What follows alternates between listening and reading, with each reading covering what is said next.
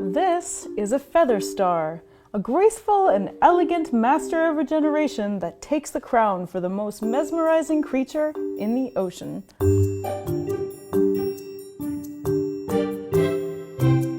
Hi, I'm Danielle Dufault, and you're watching Animal Logic. Feather stars, or Comatulida, are unstocked members of the crinoid class, meaning that they are free-swimming and not attached to a surface by a stalk like most crinoids.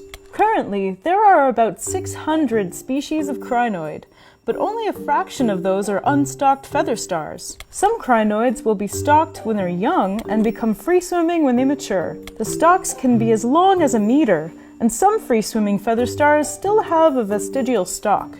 Feather stars are old. They have been around for at least 440 million years, with over 5,000 different species in the fossil record. They were particularly successful during the Paleozoic era, and while they haven't recovered the diversity they had 250 million years ago, they haven't changed much since then either.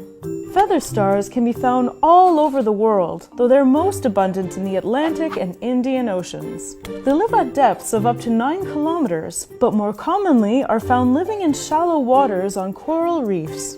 Some species live in driftwood and spend their lives traveling the ocean. They are filter feeders, adept at trapping food particles and plankton in their feather-like rays, or arms, which they use to slowly bring in the food down into their mouths. Feather stars and other crinoids are masters of regeneration, and they can regrow their arms if they get detached. They start out with 5 arms, but as they shed or lose them, they'll grow 2 new arms in their place. Hail Hydra. Most adult feather stars will have 10 arms, but in some species, adults will have upwards of 200. Their arms are made of calcium carbonate ossicles, the same material that snail shells are made of. Those ossicles are chained together, much like a bicycle chain, to form an arm. Those little hairs on their rays, or arms, are called pinnules, and they're used primarily to catch prey and to keep the mouth and anus clean. To catch prey, they'll either form their arms into a flat fan shape or in a parabola shape, kind of like a satellite dish. Their arms are covered in mucus and have tiny tube feet that they use to flick food into the grooves of their pinnules and arms, after which they slowly transport the food down their arms and into their mouths. Feather stars are primarily eaten by sea urchins, starfish, crabs, shrimps, worms, and brittle stars. If caught, a feather star will detach any of its trapped arms, which they'll just later regenerate, allowing the feather star to live to fight another day.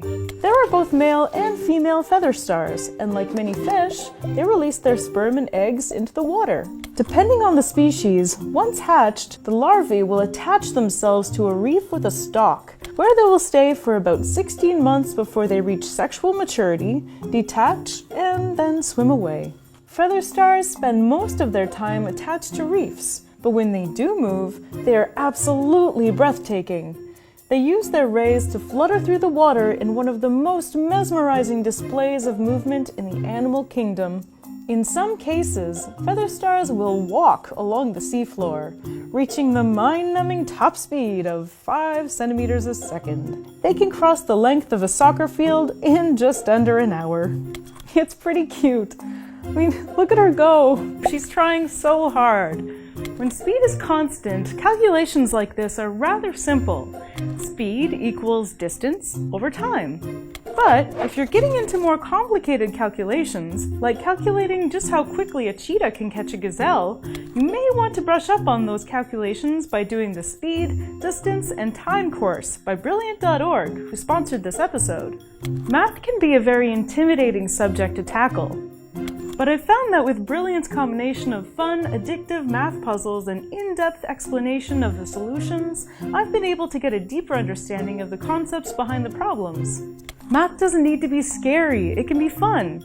One of my favorite courses on the site is their Puzzles and Riddles course. Let me leave you with one. A village has 3 inhabitants, each either human or werewolf. Humans always tell the truth, and werewolves always lie. They each make a statement. Advik says, "At least one of us is a werewolf." Bardia says, "At least one of us is a human." Cherry says, exactly 2 of us are werewolves. Which answer is correct? If you want to support Animal Logic, get the right answer to that riddle, and learn more about Brilliant, go to brilliant.org/animallogic and sign up for free. And also, the first 200 people who go to that link can get 20% off the annual premium subscription. What animal should I check out next? Please let me know in the comments, and be sure to subscribe for new episodes of Animal Logic every other week. Thanks for watching!